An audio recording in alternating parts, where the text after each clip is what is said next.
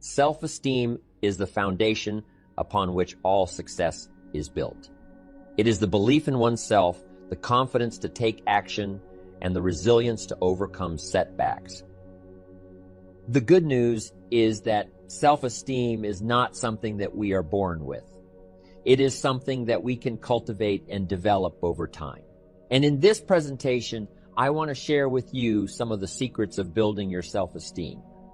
First and foremost, it's important to recognize that self-esteem comes from within. It's not about external validation or approval from others. It's about accepting and loving yourself for who you are, flaws and all.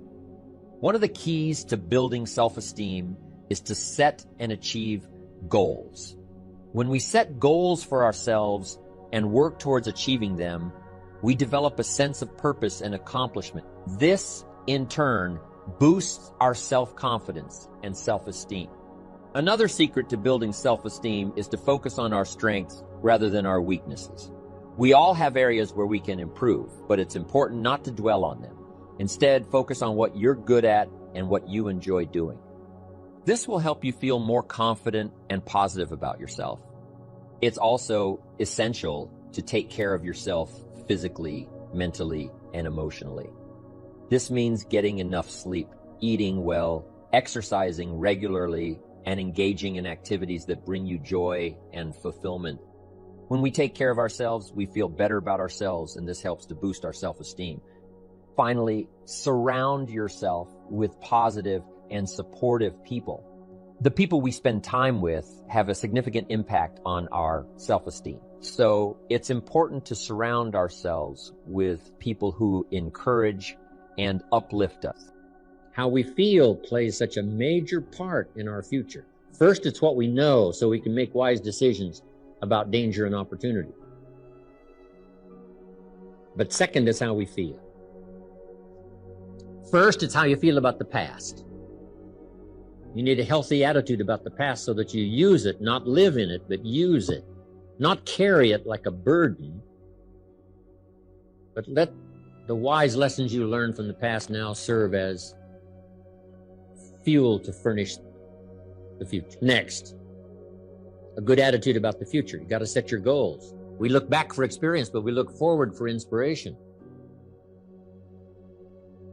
We must be instructed and inspired. No better inspiration than to set your goals. I started this process when I was 25.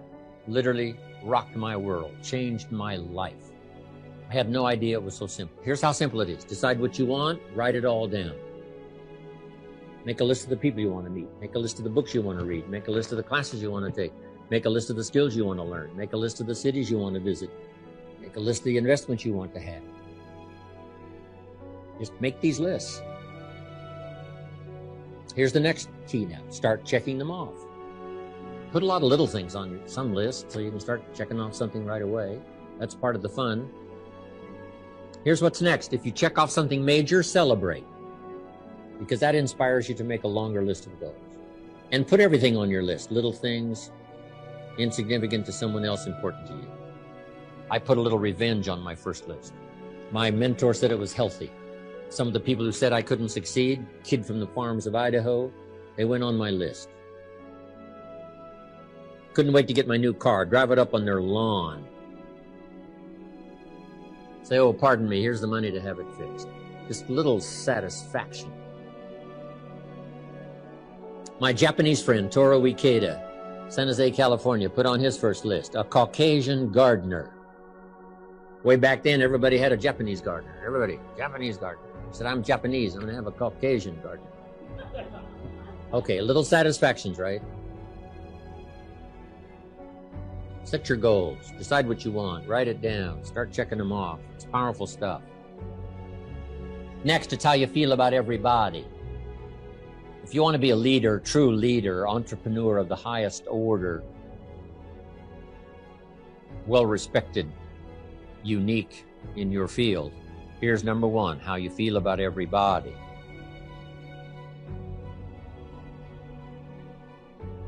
And this is philosophical as well. You cannot succeed by yourself. So a unique sense of appreciation of everybody goes with the territory of leadership. It takes everybody for each of us to be successful. One person doesn't make an economy. One person doesn't make a symphony orchestra. It takes everybody.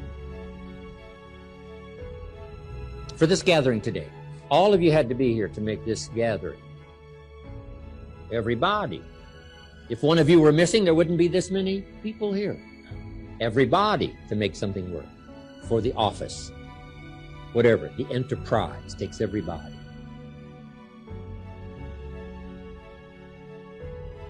The gift of America is everybody who came over the last 200-300 years, bringing with them their gifts. No country has become such a depository of the gifts of the world like America has over the last 200-300 years. People coming, bringing their gifts. Gift of language, gift of learning, gift of politics, gift of government, gift of medicine, gift of healing, gift of music, gift of the work ethic. All this came in steady streams from all over the world, making us unusual because of the gifts that were brought. And to understand that and appreciate it now gives you open access to the market that's available to make your fortune. Now what I love to do is go back where these gifts came from. Not long ago I was in Rome, had 1,000 people in my class. Someone suggested, Jim Rohn loves the music of Andrea Bocelli, the blind opera singer from Italy. So when they introduced me, I walked to the podium and all 1,000 of these Italians stood up and sang for me one of Andrea Bocelli's songs. In true Italian style. Here's. I described it to my grandchildren later. I said, here was the scene. A choir of 1,000 and an audience of 1. And that was me. I thought, here's where some of these gifts came. The gift of poetry. The gifts. So learn to appreciate the gifts. Now, the last attitude is how you feel about yourself. Nothing more powerful than self-esteem, which creates self-confidence. The greatest steps towards success come from self-confidence, and that comes from self-esteem, doing what you know you should so that at the end of the day, you have high self-esteem. It is my pleasure to be here today to talk about one of the most significant roadblocks to success. That roadblock is the habit of making excuses. We've all been guilty of making excuses at some point in our life. But the truth is, excuses are nothing but a self-imposed limitation that prevent us from reaching our full potential.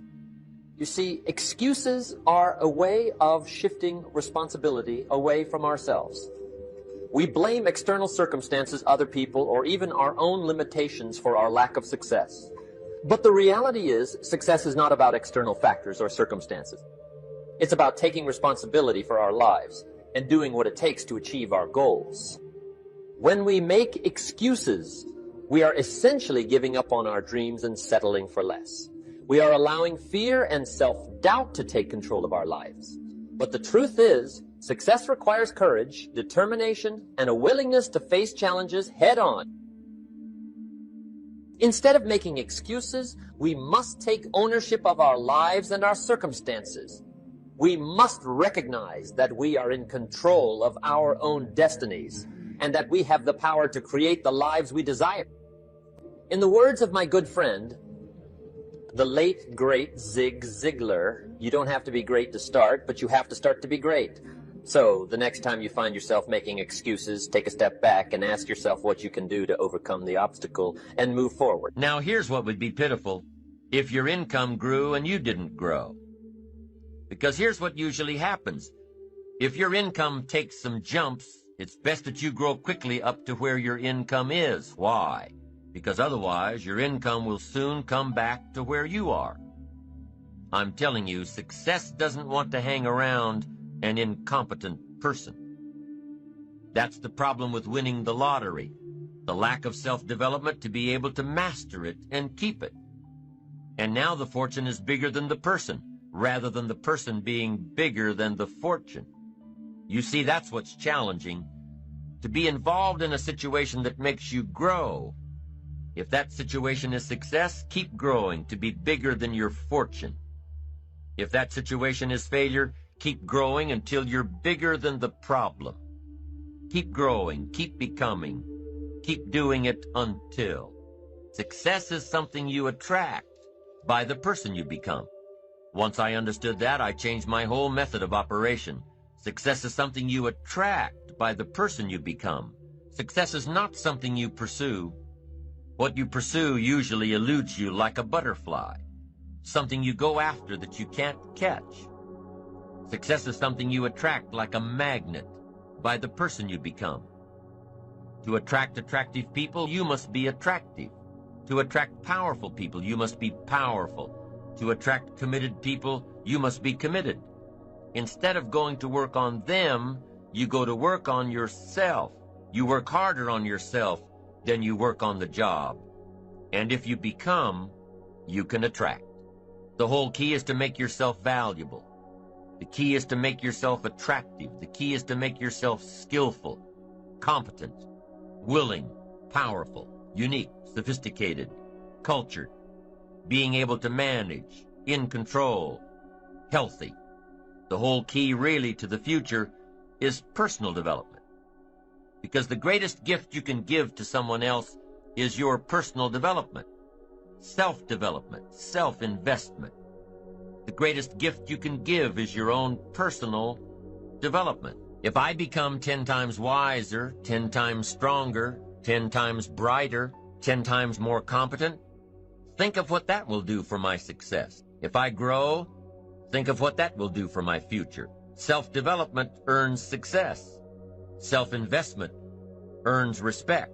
And the only way to make a better and better and better investment in your future is to become better and stronger and wiser and more competent.